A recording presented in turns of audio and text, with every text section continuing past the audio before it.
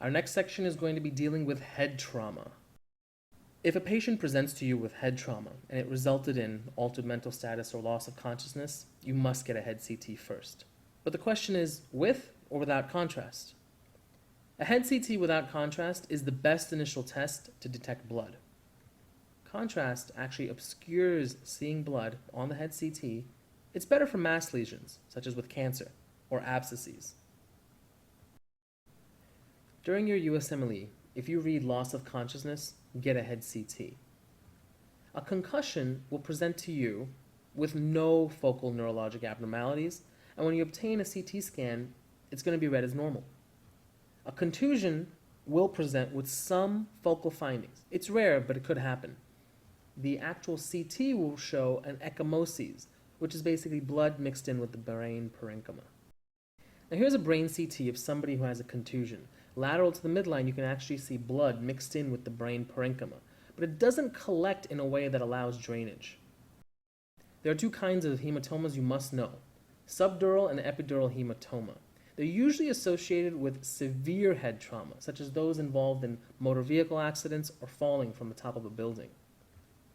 Now the thing is, it's impossible to distinguish without getting a head CT.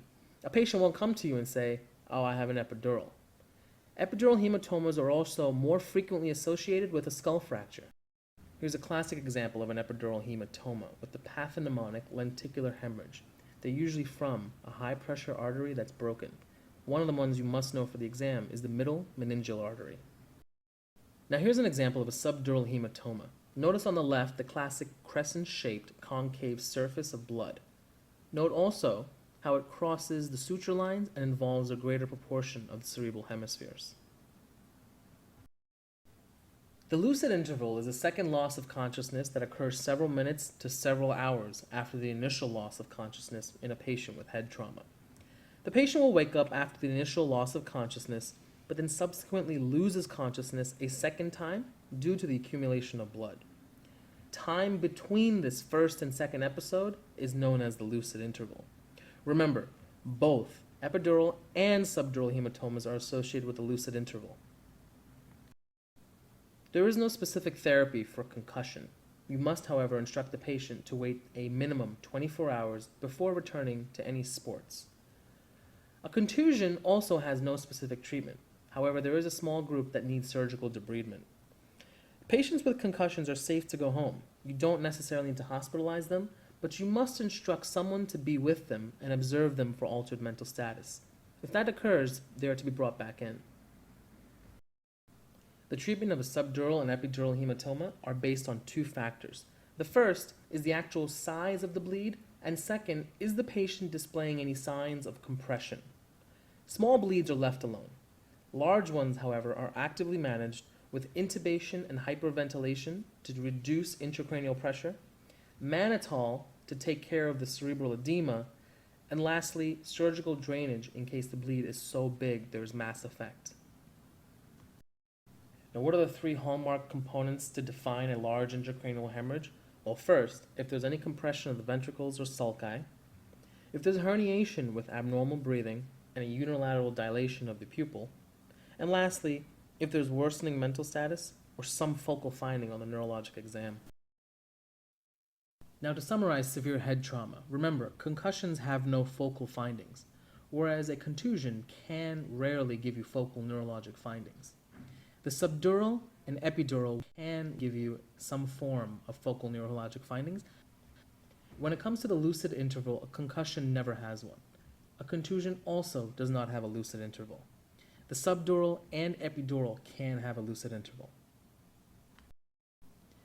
A CT scan with a concussion will be normal, whereas for a contusion, they will show an ecchymosis.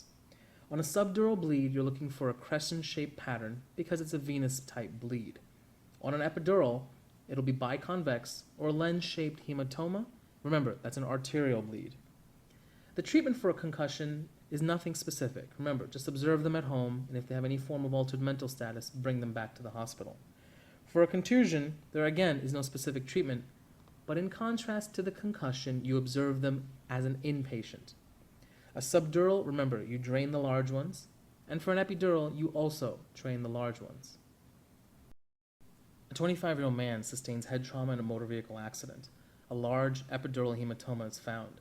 Immediately after intubation and mannitol, surgical evacuation is performed. Which of the following will benefit the patient the most at this time? Is it A, repeated doses of mannitol? Is it B, continued hyperventilation? Is it C, a proton pump inhibitor? Is it D, nimodipine? Or lastly, E, to give dexamethasone? The correct answer here is proton pump inhibitor, C. A PPI is always given to prevent stress ulcers. The only clear indication for stress ulcer prophylaxis are burns, endotracheal intubation, and a coagulopathy. The incorrect answers are wrong for the following reasons. We do not give repeated doses of mannitol because it does not reduce mortality. We don't continue hyperventilation because it has a very short-term efficacy and is probably ineffective after the first 24 hours. We don't give nimodipine because that's for subarachnoid hemorrhage, and dexamethasone, a very potent glucocorticoid, is ineffective for intracranial hemorrhage. The USMLE loves to give distractors. Remember, steroids don't benefit intracranial bleeding. They only decrease edema around mass lesions.